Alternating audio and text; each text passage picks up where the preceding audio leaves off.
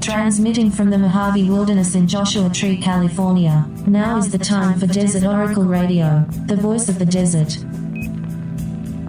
Night has fallen on the desert. And I cannot tell a lie. It's the most beautiful spring I've ever spent in the Mojave. My first springtime in Joshua Tree as a camper and not a resident was back in 1983. And it was hot and smoggy. Like it is too often, but especially back then when the thick brown soup of Los Angeles air shared the blessing with much of the surrounding desert until you got out around Baker and Shoshone.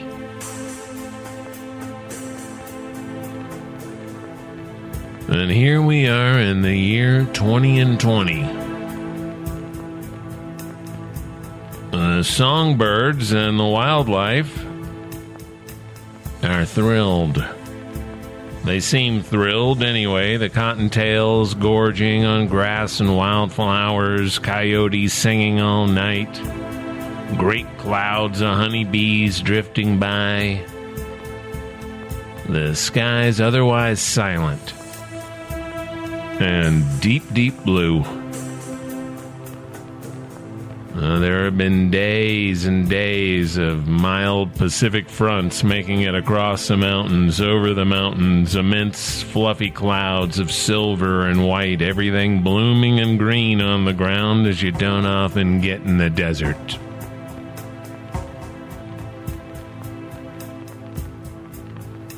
And just outside the Desert Oracle studio, the Desert Bunker, the bunnies are growing up quick, and the Gamble's quail are calling, and the big lizard is back strolling around the patio like some kind of gorilla. A thick lizard. The roadrunner from across the road is here all the time now. In fact, all the creatures from across the road are over here all the time because nobody's really driving on the road. Except for the trash trucks once a week. And to the trash truck and recycling truck drivers, I say thank you for your service, as we do these days. The rock squirrels and the antelope ground squirrels are just sort of lounging in the road. Why not?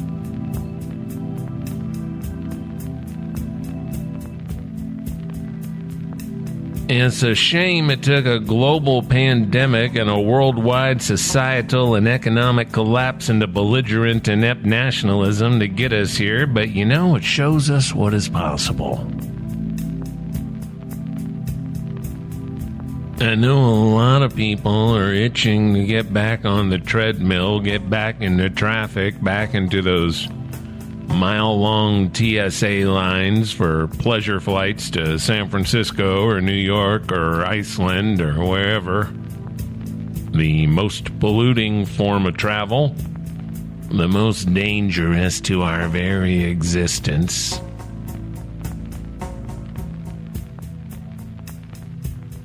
Well, maybe to hell with all that. How about we stop? Maybe we aren't going to have a choice.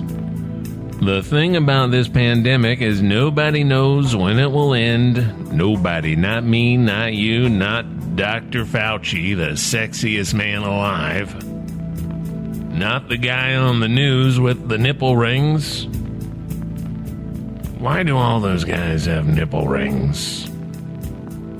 Well, it turns out they're part of an ancient generational cult. The symbol of which is, of course, nipple rings. Like some sort of eunuchs from the royal court at Byzantium. Deeply weird people. The nipple rings aren't the half of it. You ever read Philip K. Dick? I've been reading Philip K. Dick for 40 years now. I started, like a lot of people back then, with the paperback book that said Blade Runner on the cover. The movie tie-in. And a strange true fact is that as a high school student who reviewed movies for the school paper, which I also edited because I'm a lifelong glutton for punishment, I got a ticket to see a special preview of a new science fiction movie by Ridley Scott, the dude who made Alien. And it had Harrison Ford from the Star Wars as a Philip Marlowe sort of character in a trench coat. And so I went to see it at the old Cinema 21 in San Diego, Mission Valley, a big screen 1960s or 70s theater off by itself in a parking lot by the tourist motels for the people from Arizona who fled foggy San Diego beaches to escape the Phoenix summer heat. So I see this movie, what would become known in the lore as the San Diego cut or San Diego preview, which was never seen anywhere else again, lost to history. They had us fill out a little card afterwards to let the studio executives know what we thought of it. Well, I thought it was fantastic and weird, and that it looked a lot like the Los Angeles I knew at the time. Smoky and doomed and exotic and violent. Who knew that in the real 2019, the skies would be relatively clear in LA? And that by 2020, there would be very little pollution at all because everything had come to a halt. Who knew that our world, our dirty and decaying and unsustainably cruel world, would end like that?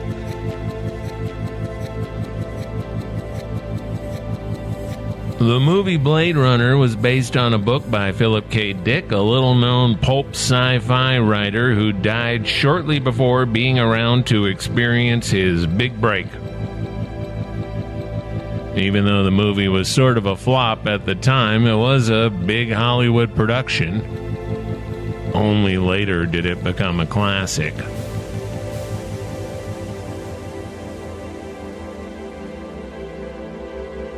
The original novel was called Do Androids Dream of Electric Sheep?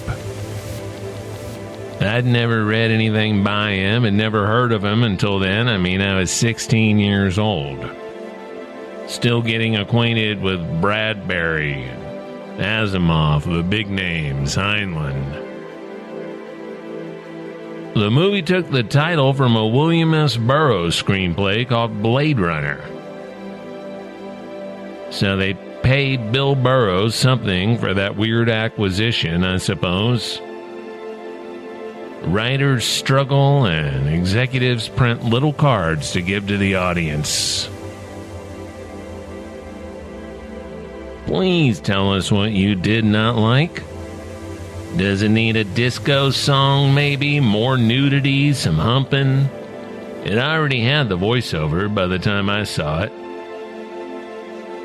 And I like that voiceover just fine, because I was just seeing stuff like the Maltese Falcon in my American literature class.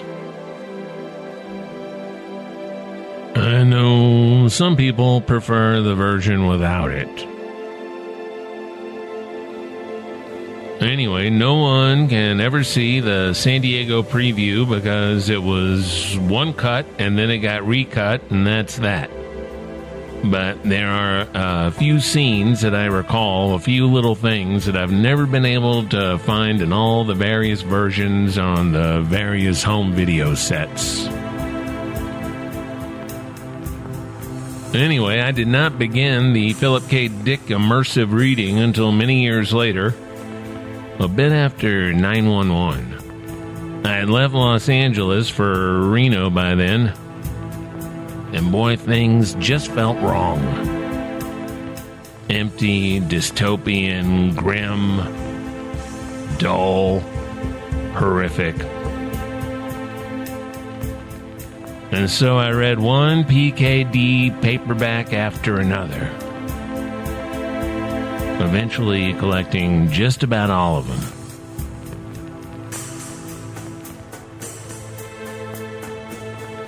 All the novels, most of the short stories, biographies. During this time, I read Robert Anton Wilson, too. Especially Cosmic Trigger, because he and I had both worked for the same online magazine for a while in the late 1990s. It was called Getting It. It was funded by a porno guy in Florida, edited by Are You Serious from Mondo 2000, and Matt Honan, now at BuzzFeed. And if all that sounds nuts, it's because it was a good kind of nuts. I was reading all kinds of religious stuff after 9/11 too. Nag Hammadi, the Dead Sea Scrolls, the Egyptian Book of the Dead. And it felt like I'd finished one weird collection of ancient religious documents, and then the next Phil Dick novel would be about those very things, more or less.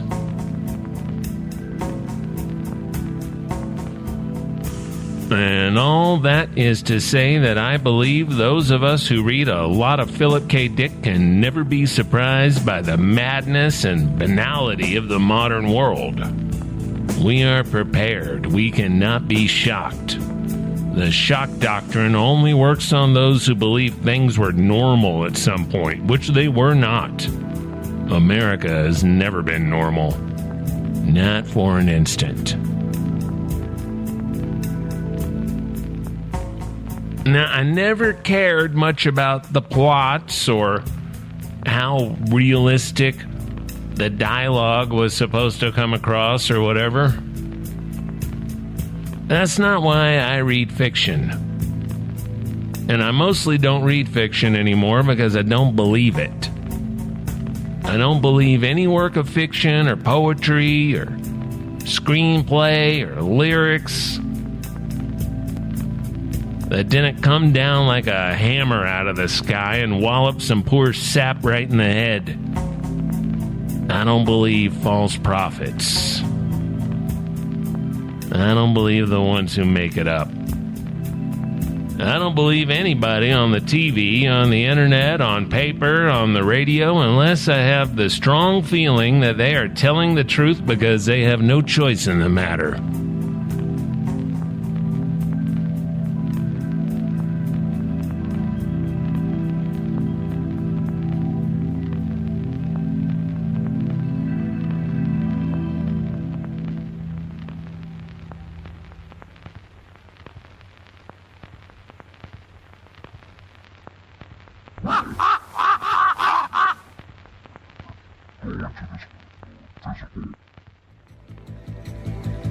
Just this week, I saw somebody post an episode that we did late last year with the author Erik Davis, calling it the feel-good episode of our time, or something like that. It's on Twitter.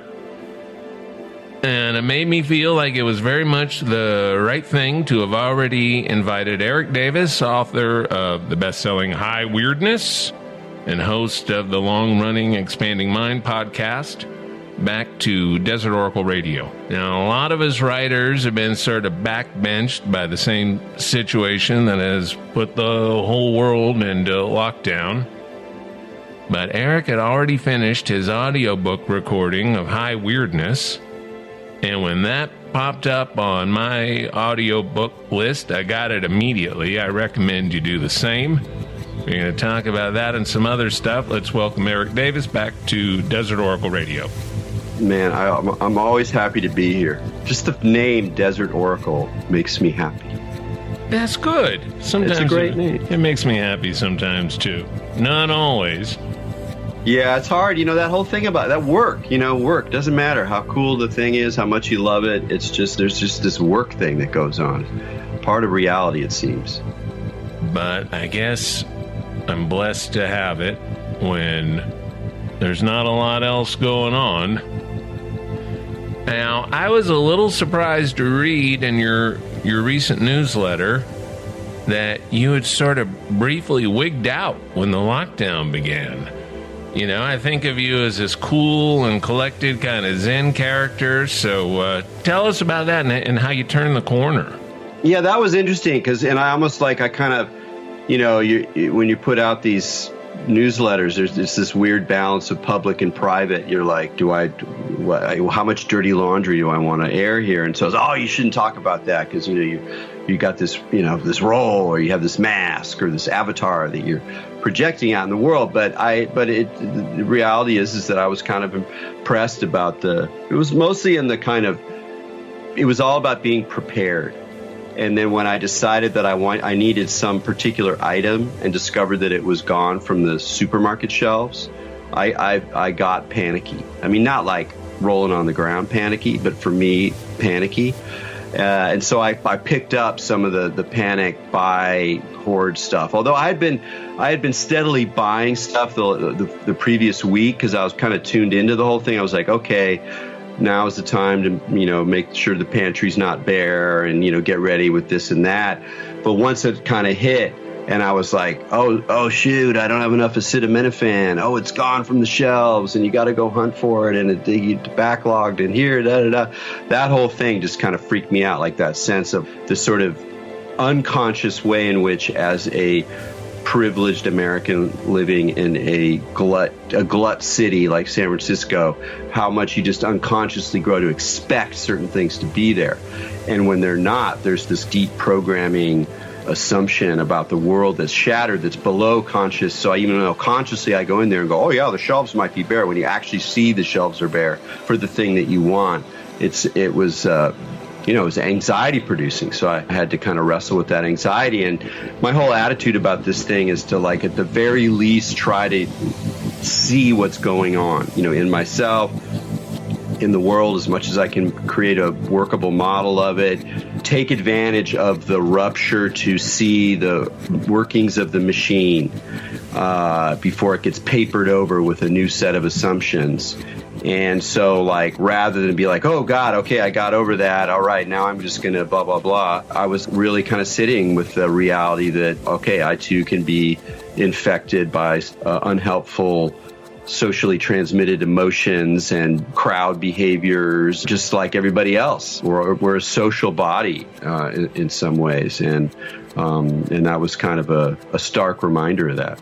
Yeah, we are not a nation that is really accustomed to consumer scarcity, even though we're accustomed to a lot of unfair income distribution and 100 other societal issues. But as far as the store, whether it be Walmart or Whole Foods, we're used to walking in there and that joint is full.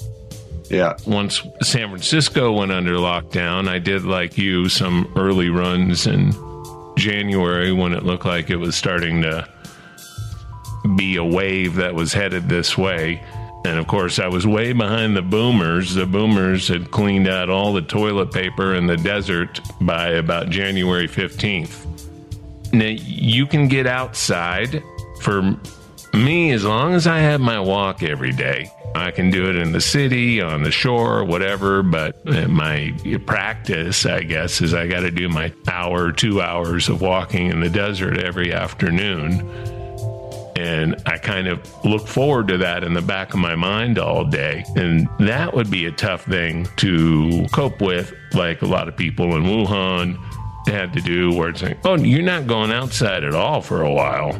Yeah, that would be very stir crazy. So yeah, I appreciate where I'm at. It's good walking on the beach over here. The beach is really like just facing the ocean and just that, the inhuman, the freshness.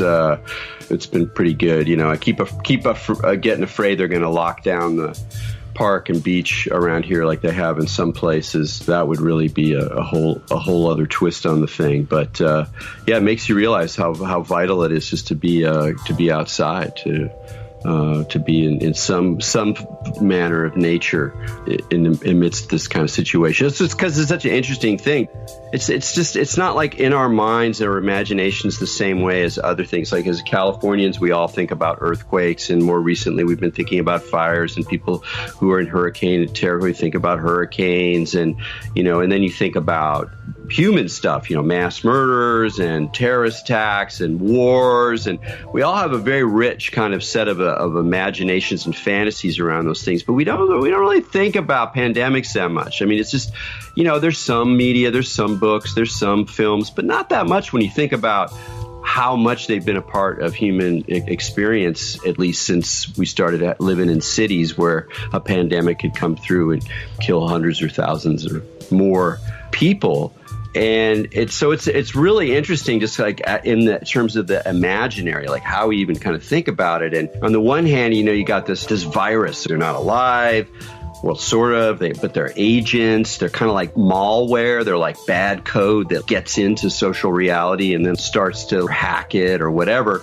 And so there's something very technical about the situation, and it's all amplified by the media and like the global nature of travel and consumer goods and supply chain. So in a way, it's a very contemporary event. But at the same time, the idea of a pandemic or a plague or a miasma or like everybody's dying mysteriously, like it's so ancient. I mean, it's archaic stuff. It's way more archaic than terrorism, which is like 50 years old as a concept and maybe a couple hundred years old as a practice. But it's so archaic. And so there's a weird, the feeling of time and the kind of symbolic narrative that we're in is very screwy. So it's very uncanny, the whole thing. Here's what I've been thinking about. So it's like clearly this is a time to consider mortality more directly, both your own, and the sense of other people's, and the sense of the kind of contingency of it. You don't know, things can just happen, nobody's at fault, and that life is very dangerous on some level, and it's very unlikely in some ways, and that we've just been so cushioned and lucky in the West over the last decades, this incredible period of relative peacetime. Albeit we've been exporting plenty of war and misery to other folks, but we just live in this kind of bubble. So in a weird way, we have the opportunity to really look at that. But on the other hand, our death denial is still kicking into overdrive. And even though I have absolutely no respect for the sort of science denying perspective or quote unquote skepticism of a lot of conservatives, like, oh, it's not that bad, it's just the flu, we should go on to, or this is a plot by the globalists to try to control the economy, or whatever, all that kind of side of things. I have really very little respect for it on that level. On another level, some of that stuff the conservatives saying, they're kind of right. It's like, yeah, at a certain point, people die. It's like it's part of life. And so in a way where we get to watch both a sort of confrontation with the mortality, the uncontrollable mortality of existence before our very eyes, and because it's not that lethal, relatively, and because we're in full medical mode, the main narrative of like sort of death denial, which is core American code, is also in full effect. Again, it's this kind of uncanny thing. It's like the Grim Reaper or Santa Muerta is in the room, but we're like wrapping her up with Band-Aids as fast as we can and spending, notes through the internet about how to like make your own mask, because you can put the mask over Santa Muerta and like keep her down, as opposed to like also allowing ourselves to go, yes, life is very fragile on this planet, and there are things that are going to get you no matter what you do and how much you plan and how much you try to control, and that's really kind of part of the weave.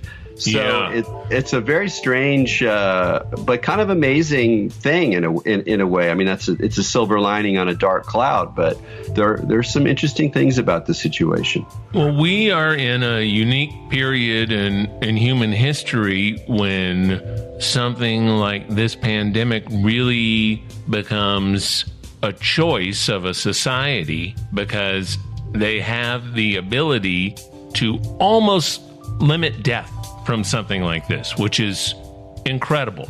We've got networked thermometers picking up fever clusters in Florida, and well, it's a really interesting issue. I just finished my mailer today, and my book review is of this book called Die Wise by Jenkinson. He's like a palliative care guy, a consultant. He's been in what he calls the death trade for decades, and super intense dude, like kind of a bard style, like he's sort of like a wizened elder in vibe, very, very sober, very poetic, very not kind of therapy oriented or whatever. And it's a withering book, a withering attack on how we die in America today, and the how death denial works, and how it gets programmed into the whole system, and how people just get smothered away from being able to stand up and kind of confront that. It's not even confront, engage, integrate,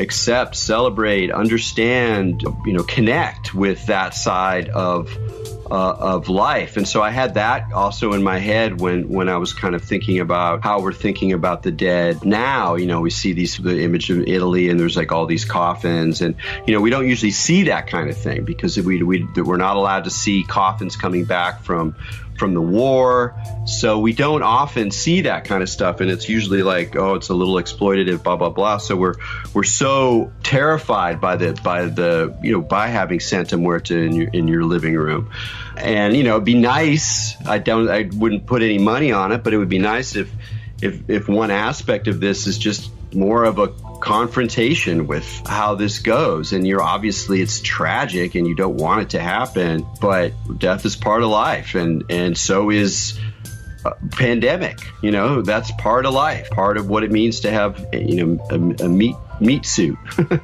Well, Buddhism offers some nice kind of daily meditations you can do, and yeah, there's traditional, like old school Theravadan meditations, and also you find it in Tibet as well, where you're meditating on your own body in various states of decay. And sometimes people would go into the charnel ground and you'd meditate on actual bodies lying there in their various states of decay. And the descriptions of these meditations have a kind of gruesome horror movie kind of quality to them, because it's really about like actually engaging the horror of it, not just sort of an abstract idea, oh, I'm going to end. It's like, no, this body that I cherish, it's all going to rot and fall apart and blah, blah, blah. And you're like, well, that's pretty dark.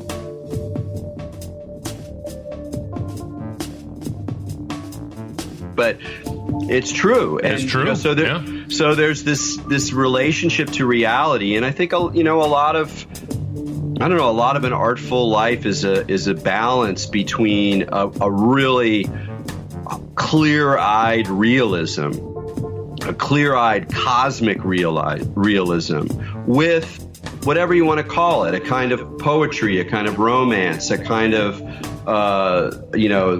dash, a kind of a celebration of the absurdity of the situation within which you still love and have children and make art and, enjoy and all those things. And it's a strange kind of balance.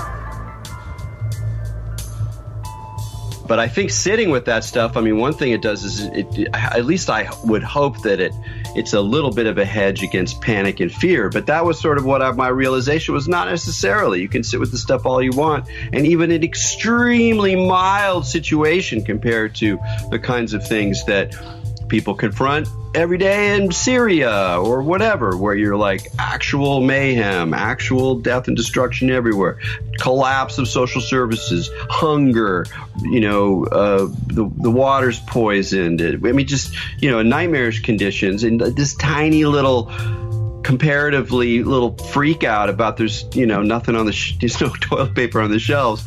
And then you're still like, oh my God, like that didn't take very much. So that was a sober recognition that I still have more meditating to do. Boy, you know what? People are going to enjoy this one, but they're not going to call it the Feel Good Podcast of the Year, Eric. Yeah, I don't remember the other one being that upbeat, but I guess there was some call to the weird, a sort of more of the pluck side of the equation. But in other ways, I'm feeling pretty good. So who knows? Yeah, now that one things were certainly uneasy, and the stress fractures were visible and everything whenever we did that about, 4, 5, 6 months ago. Yeah. But there was a sense from talking stuff out and recognizing it and not trying to file away your fears, your real fears about things going on, that I do think is very helpful. Let me tell you something that came up when I've been listening to high weirdness while I'm walking, And I'm in the last third now. Since you didn't read the footnotes, I'm in my last third. That's true. And so this is the Philip K. Dick section, and this is something I read. I remember reading it in the hardback, and then I just sort of forgot it. And I've been digging out a lot of books in my new office where I'm doing the radio show now. And one of the books I pulled out was the Carl Jung book on the archetypes. And which one?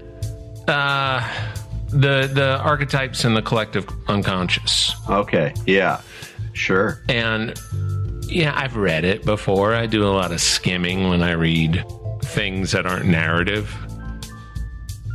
But this jumped out at me because I had just heard you reading the part about an early experience at Philip K. Dick.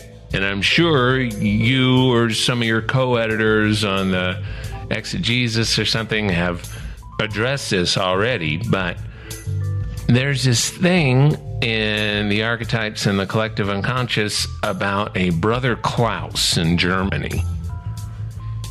And he had an experience. He became a saint. He was a medieval German illiterate monk. And as he had this experience that he then painted this kind of circle of the Trinity sort of thing. But the original experience, I'm reading from it here, was entirely different. In his ecstasy, there was revealed to Brother Klaus a sight so terrible that he was changed by it, so much indeed that people were terrified and felt afraid for him. All who came to him were filled with terror at the first glance. The cause of this, he himself used to say that he had seen a piercing light in the night sky resembling a human face. At the sight of it, he feared his heart would burst into little pieces. And when I was hearing you describe the face in the sky that Philip K. Dick saw, I believe in Marin, I thought, my God, that sounds like the same thing. This terrifying face that just appears and hangs in the sky, and you have to deal with that. Now, PKD went to his priest, and the priest said it was Satan.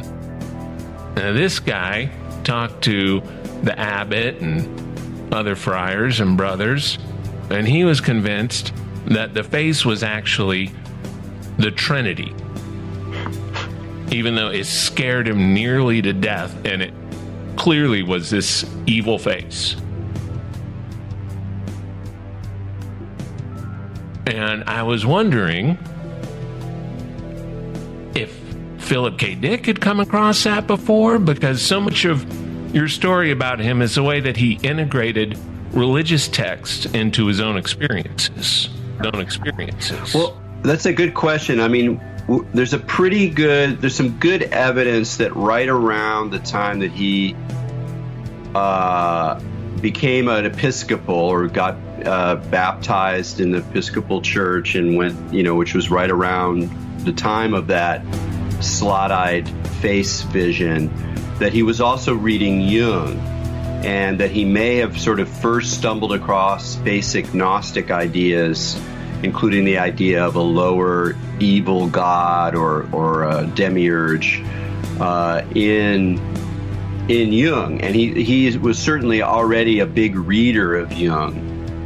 By that time in his life, he probably started in the late 1950s, but certainly by the early 60s, he was reading Jung, talking about the I Ching. He was reading Secret of the Golden Flower. He was reading books on archetypes. So it would not surprise me if he came across that little nugget. And one of the things that's interesting about that whole dynamic, that whole dialectic, is like this question of whether there is something terrifying in the sacred. And the idea of the sacred as a kind of anthropological category, like a way that you might say that, every society has their own kind of idea of the sacred. And it's different a little bit than the holy. It's different than the good. And the sacred often has a kind of element of fear or even terror in it. And this was Rudolf Otto's famous idea about the mysterium tremendum, that there's something in it that is both, fascinating and frightening. And I think that's a really interesting way of looking at the scary parts of life, too, that they offer a kind of portal into an encounter with reality that has those dimensions in it, but is not simply that level. So it's not simply evil or terrifying or horrifying. It's kind of a mix or a weave. And so you can imagine how, even a terrifying face could be part of a religious vision. And and Dick had that kind of ambivalence in him. That's one of the strange things about the book he wrote, or one of the books he wrote after his newfound Christianity, when he seemed to be happiest in the church. It didn't take him very long to stop being a kind of normal church-going dude, although he never stopped saying he was an Episcopalian and a Christian. The book he wrote, The Three Stigmata of Palmer Eldritch, which I've been thinking about a lot lately. I might even do like a reading group with it or something, because it's just so relevant, and it's dark. It's a dystopian future. Things are really hot. The drugs are taken over by corporations, and it's kind of a grim tale. But one of the things that's funny is that he seems to be parodying the ideas of the Mass and transubstantiation through his portrait of these Martian colonists taking drugs and entering into these virtual realities that are based on like Ken and Barbie doll, California commercial constructs. And it's like, how is he doing this? It's like he needs to mock and even demonize the very religious symbols that in another part of his life he's heartily embracing. And there's something about that ambivalence that's really deep in his work, and maybe even in the modern religious imagination, that we somehow need that dark side to make it real. Yeah, that stuff sunk in really deeply with me, and I think it helped me get over kind of a 80s sort of dismissal, of a kind of a cynical dismissal of aspects of consumerism and culture that seemed especially crass and gross. The idea that within these things are going to be found the same sorts of wish fulfillment and kind of religious looking forward to paradise, depending on your faith, that people had in everywhere from early Christianity to the Middle Ages through the plagues, like we were talking about, and that there was some deeper kind of context to these things that requires a little more than just dismissal and cynicism about them. And putting they take the drugs and they go into a trance and fall over drooling, and then they're in like this VR world where they're in Malibu Barbie Mustangs on the beach in LA and everything. That's it. Yeah, it's a very it might be a much more realistic view of a paradise, especially in America, than what's said in the New Testament with the streets of gold and the angels singing and everything. Yeah, another interesting thing about the three stigmata that I think about a lot is one of the sort of subplots is about how there are people who have psychic powers, and there's sort of a drug regimen that you can go through, or a medical procedure that expands your psychic powers. But all of the use that people make of these things is to just further the competitive advantage of the corporations. So you have this model of, and it's a really good, if somewhat bleak lesson for, our days now, when there's this kind of, I don't know, there's this sort of sense that there's something really productive in visionary states and psychedelic experiences and meditation and trance and all of these tools that are available for the kind of modern self. And he just gives a very clear-eyed view of how societies, when their priorities are screwed, will appropriate these seemingly transcendental or visionary or even saint-like capacities and sort of bring them into a much more recognizable kind of typical situation. So it's a good lesson, if not again the most sparkly-eyed. Oh yeah, like microdosing in Silicon Valley, right? To get those sales up, you need some clarity. Well, if you do that as some kind of public reading group, let me know and I'll post it up. I'm sure there are people who have the book on the shelves or could get it from one of their local booksellers that's doing delivery, and that would be interesting. Before we have to let you go, because they only give us so much time, otherwise I just talk about this stuff all day. This audiobook you did is really an impressive production. Authors are often told not to do their own audiobooks, even if they have broadcasting or podcasting or public speaking or whatever, because for whatever reason, publishers have their ideas about how these things should be done. I thought the way you did yours, and I still think it, is very entertaining. It, for kind of like a unschooled person like myself, just like hearing a lot of weird terms spoken. I'd never heard some of those words spoken out loud before, and they have a beautiful rhythm and sound to them that gives a lot more resonance to the ideas. And then you did something that I thought was both outrageous and completely entertaining to deal with a problem that arises for any audiobook reader, and many people have different ways to do it, but dealing with quotes. So when I first got to the part where you quote a kind of well-known French UFO researcher, I just about lost it. Yeah.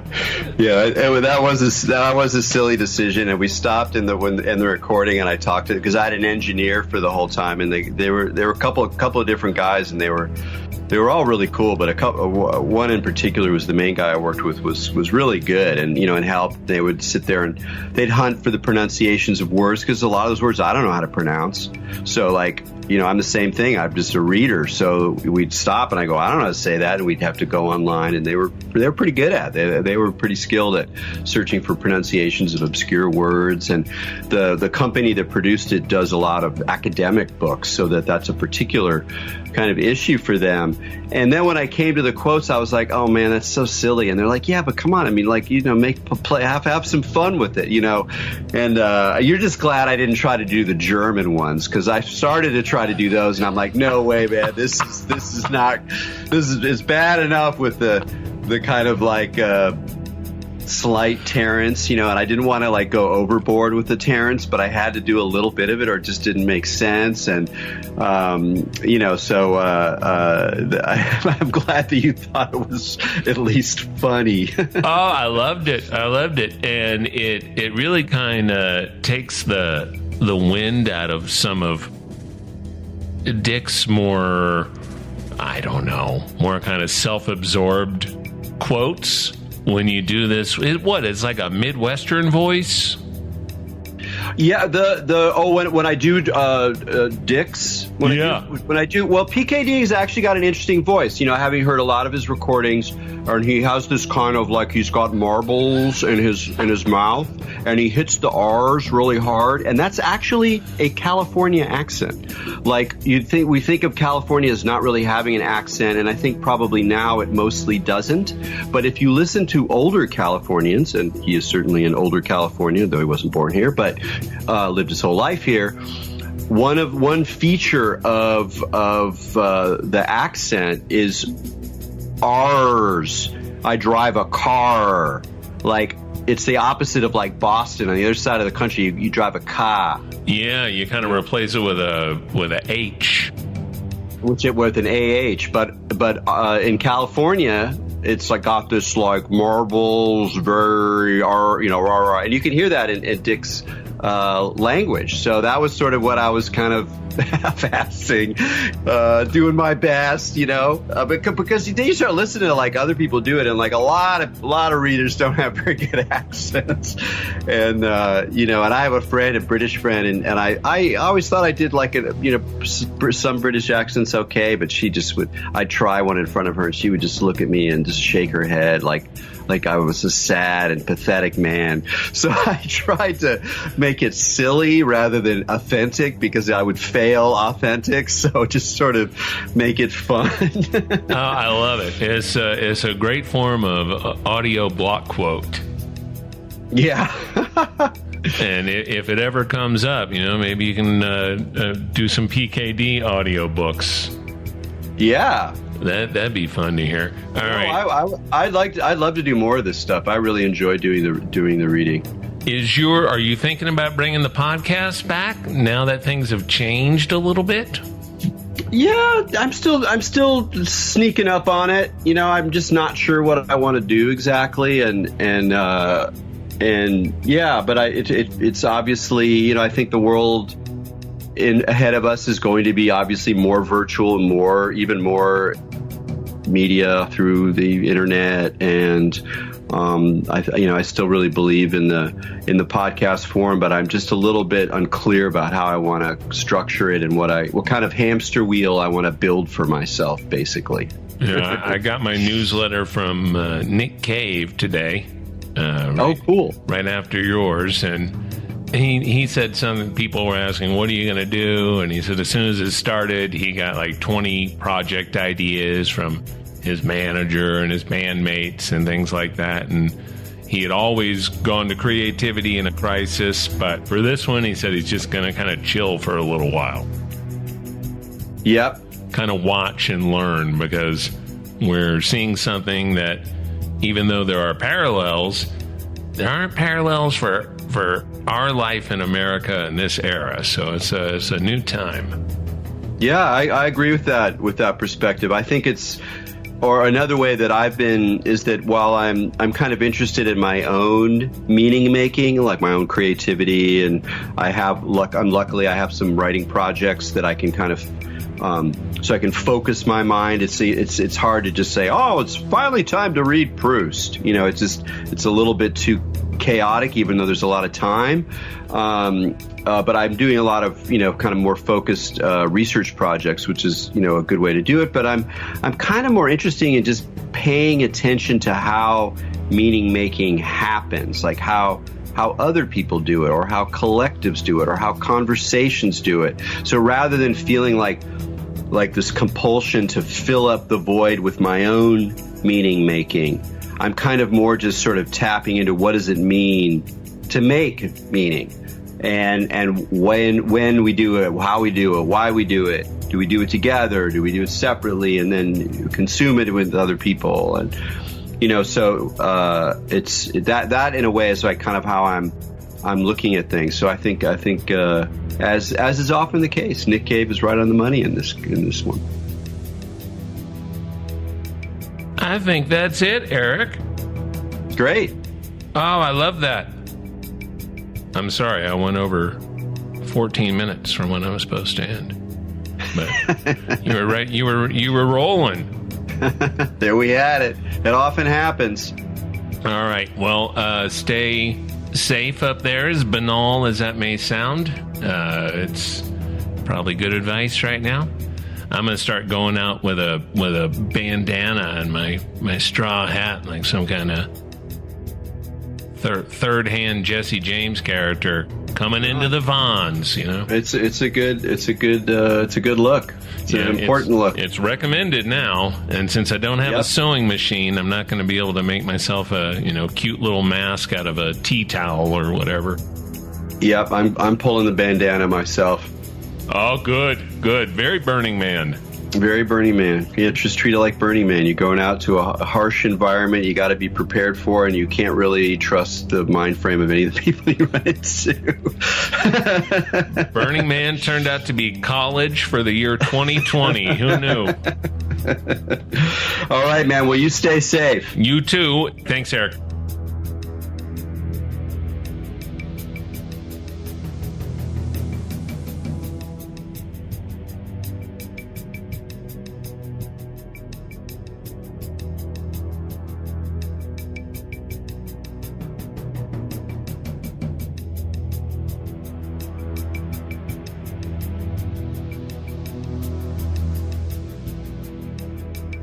Thanks to our guest, Erik Davis, as Erik with a K. Check out High Weirdness and his podcast, Expanding Mind. Thanks, as always, to our own Red, Blue, Black, Silver and Joshua Tree for the musical soundscapes you heard on this hour-long program.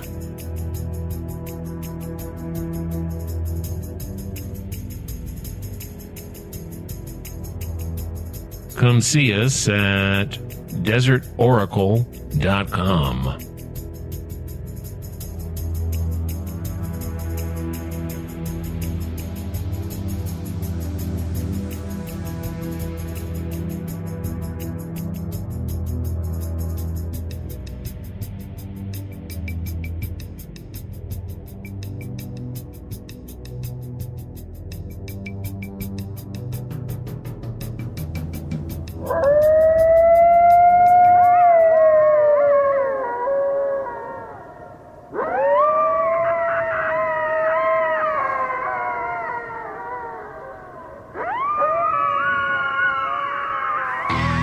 From Amboy to Zizix and across the great Mojave Wilderness, this is Desert Oracle Radio. We broadcast from Joshua Tree every Friday night, 10 p.m. to 11 p.m., and you can get our podcast through all the usual devices you have with you in your home during this lockdown. iTunes, Spotify, Stitcher, Pandora, etc. But radio is the best. Free and pure on the wings of the electromagnetic spectrum. They can't track what you listen to when you're listening to a battery-powered AM radio in your secret shack on the mountainside. You know that? Well, keep it in mind. We need to keep these things in mind. We've got a Patreon set up as well, and I sincerely appreciate those of you who contribute to the operation out here. Become a patron of Desert Oracle for a couple of bucks a month, and we'll keep broadcasting, narrowcasting, podcasting, godcasting. We do it all. Thanks to each and every one of you out there tonight for listening, for being a supporter of the show, whatever way you can. These are weird times, and there's no getting around it. But do not despair. Do not fall into despair. Be careful best you can. Hold tight. but be thinking about the other side. The other side is not going to be normal, not for most of us, but that doesn't mean life needs to be ugly and sad. Think like a Viking. Think like you got a Molotov cocktail. We may all have to do things we haven't really considered doing before. Think about where you'll be on the other side. Think about making it good. Making your life more about your friends and your family and your neighbors, the people you love, the things you love to do, the people who bring some warmth and light into your life, and how the other side of all this can be more about that and less about taking orders from the people who have taken nearly everything for themselves. That's not normal, and it shall not be for long. For the first shall become last. Good night from the voice of the desert.